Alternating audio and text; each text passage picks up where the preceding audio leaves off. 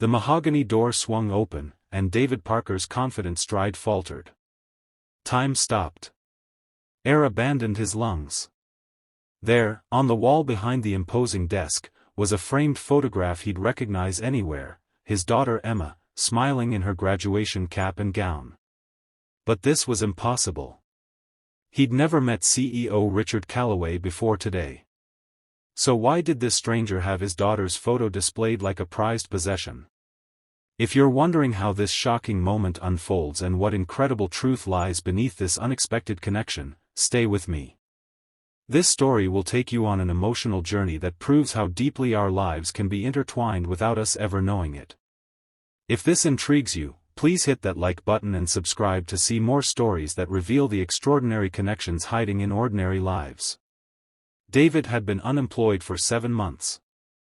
At 45, with silver streaking his temples and worry lines etching deeper across his forehead, he felt invisible to employers.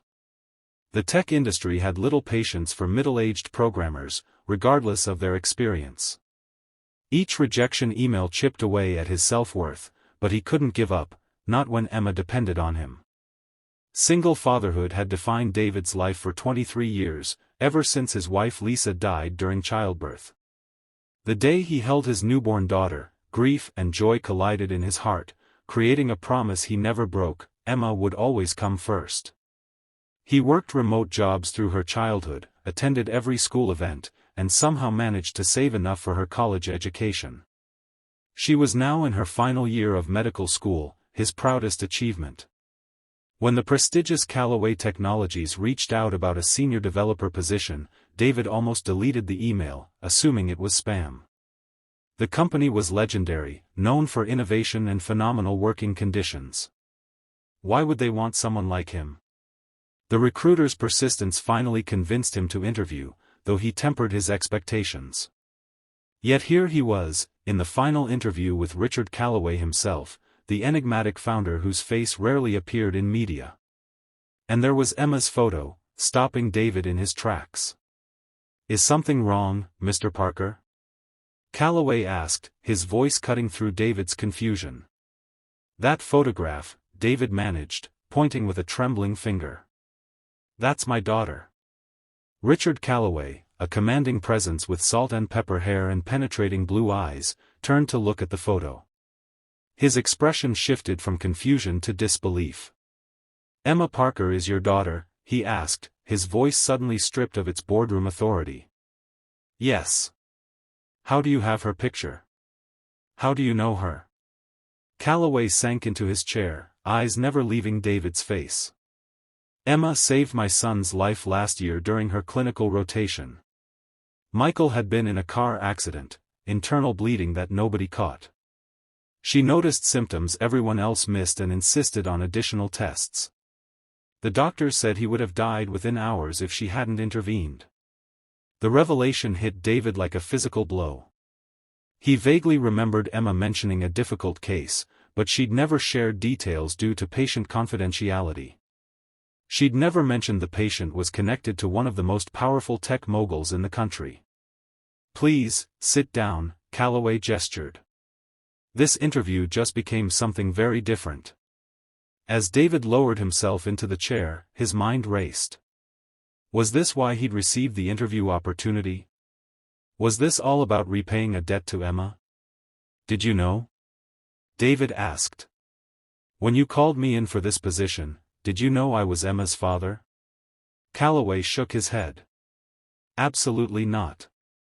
Your resume came through our standard hiring process. Parker is a common name, I never made the connection. This is..." He paused, searching for words. "This is extraordinary." Over the next hour, the interview transformed into something intimate. Callaway shared how his son Michael had been his only family since his wife died of cancer 5 years earlier. David found himself opening up about raising Emma alone, about the struggles and triumphs of single parenthood. "I've been following Emma's career," Callaway admitted. "I've established an anonymous scholarship in her name at the medical school. I wanted to give back without intruding on her life. Michael asks about her sometimes. She made quite an impression." David felt a complex mixture of pride and unease. She doesn't know about any of this, does she? No. I respected her privacy. When David left the office that afternoon, his world had tilted on its axis. He received a job offer by email before he even reached his car, a position created specifically for him, with a salary that made his eyes widen and flexible hours that acknowledged his priority as a parent, even with his daughter now an adult. But the revelation left him unsettled. Should he tell Emma? Would she feel her privacy had been violated? Would she think his new job was charity rather than merit? 2 days later, David invited Emma to dinner at their favorite restaurant, a small Italian place they'd been visiting since she was little. At 23, Emma radiated determination and compassion. Her dark hair was pulled back in a practical ponytail, her father's green eyes looking out from her mother's face, a combination that still caught David's breath sometimes. "Dad, you're fidgeting," Emma noted, setting down her fork. "You always fidget when you're nervous. What's going on?" David took a deep breath and told her everything: the interview, the photograph, the connection to Callaway Technologies. Emma listened, her expression shifting from surprise to thoughtfulness. "I remember that case," she said softly when he finished. "It was my first big save. The patient was only a few years older than me. I never knew he was Richard Callaway's son. Are you upset? About the scholarship, about my job offer?" Emma considered this, twisting her napkin. "I'm not upset. But it's strange, isn't it? How lives intersect in ways we never see. For a year, this man has been thinking of me as someone who saved his son, while I never knew the impact I had. I'm worried the job offer isn't about my qualifications," David admitted. "That it's just gratitude for what you did."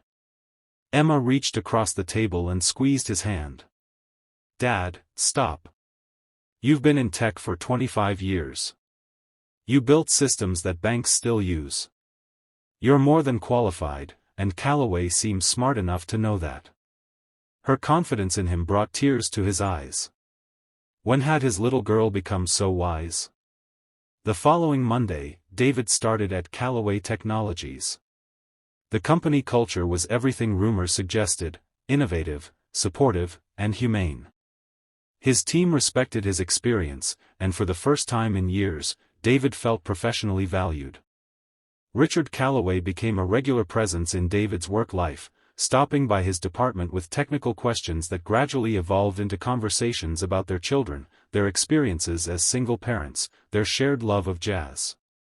A friendship began to form, tentative but genuine. 3 months into his new position, David received a text from Emma during lunch: "Emergency at hospital. Need you to pick up someone from airport. Michael Callaway arriving 4 p.m. Flight details to follow." Important. Confused but trusting his daughter, David got permission to leave work early. At the airport, he held a sign with Michael's name, scanning faces until a young man approached, tall, with his father's blue eyes and an uncertain smile. "Mr. Parker? I'm Michael. Emma sent you?" "She did, though I'm not sure why," David admitted. Michael ran a hand through his hair, a gesture reminiscent of his father. "Emma and I have been talking. Online, I mean. Since I found out who she was. She thought it was time our families met properly, not just through coincidence." On the drive from the airport, David learned that Michael had contacted Emma after Richard told him about the incredible connection. They'd begun with cautious emails that grew into video calls, discovering shared interests in medical research and technology ethics. A friendship had blossomed, separate from their father's connection. When they arrived at the restaurant where Emma waited, David noticed how Michael's face brightened upon seeing her, how Emma's smile held a warmth he hadn't seen before. He understood then that this wasn't just about two families connected by coincidence, something more was developing. Richard arrived shortly after, having received a similar emergency summons from his son. The four of them shared a meal that began with awkward small talk but gradually relaxed into genuine connection. I have a confession, Emma said as dessert arrived. This meetup wasn't just about getting our families together. She glanced at Michael, who nodded encouragingly. I've been offered a research fellowship at Boston General, and I've decided to accept it. David felt his heart sink. Boston was across the country. He'd always known Emma would build her own life, but the distance would be painful. And, Michael added, I've been accepted to MIT's Technology Policy program. We'll both be in Boston. He looked at his father apologetically.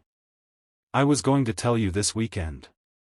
Richard and David exchanged glances, recognizing in each other the bittersweet pride of watching children take flight. So you too? David gestured between them. We're friends, Emma said firmly, though the blush on her cheeks suggested potential for more. But we both realized our fathers needed some preparation for the empty nest phase. Later that evening, walking to their cars, Richard paused beside David. You raised an extraordinary daughter, he said. I'd like to propose something. A partnership between our companies on medical technology. Your programming expertise, my resources, both inspired by what our children are pursuing. A legacy project? David asked. Something like that. Something meaningful they might want to be part of someday. Or not, it would be their choice. Over the next year, as Emma and Michael built their lives in Boston, eventually confirming what their fathers had suspected about their relationship, David and Richard developed healthcare applications that made diagnostic tools more accessible to rural communities. The work was challenging, fulfilling, and gave both men purpose as they adjusted to their children's independence. The photograph that had once frozen David in his tracks now had a companion on Richard's office wall, a picture of the four of them at Emma's fellowship ceremony, a new family configuration none of them could have predicted. 2 years after that fateful interview, David stood in Richard's office again, discussing their latest project. The company had grown, their friendship had deepened, and life had found a new rhythm. Do you believe in fate? Richard asked suddenly, looking at the photographs. Or is it all just random coincidence? David considered the question. I believe life gives us moments of intersection. Whether they're fate or chance doesn't matter as much as what we choose to do with them. Richard nodded slowly. When Emma saved Michael, when you walked into this office and saw that photograph, those were just moments. Everything meaningful came after, from choices. As their children's wedding approached, David often reflected on how a single moment of recognition had cascaded into a completely transformed life. From unemployment and isolation to fulfilling work and extended family. From a man defined by loss to one expanded by unexpected connection. Life rarely gives us clear answers or perfect resolutions. But sometimes, if we're paying attention, it offers doorways to possibilities we never imagined. For David Parker, that doorway was a mahogany-paneled office and a photograph that stopped him in his tracks, the first step on a journey that would heal not just his career, but his heart. If this story touched something in you, remember that the connections that matter most in our lives often begin with moments we don't understand until much later. Sometimes the most random encounters contain the seeds of our most important relationships. Like, subscribe, and share if you believe in the power of these unexpected connections. And remember to stay open to the possibility that your next ordinary moment might be the beginning of an extraordinary story. 6 months after the wedding, Emma and Michael announced they were expecting their first child. The news brought David and Richard even closer, as they embraced their upcoming roles as grandfathers.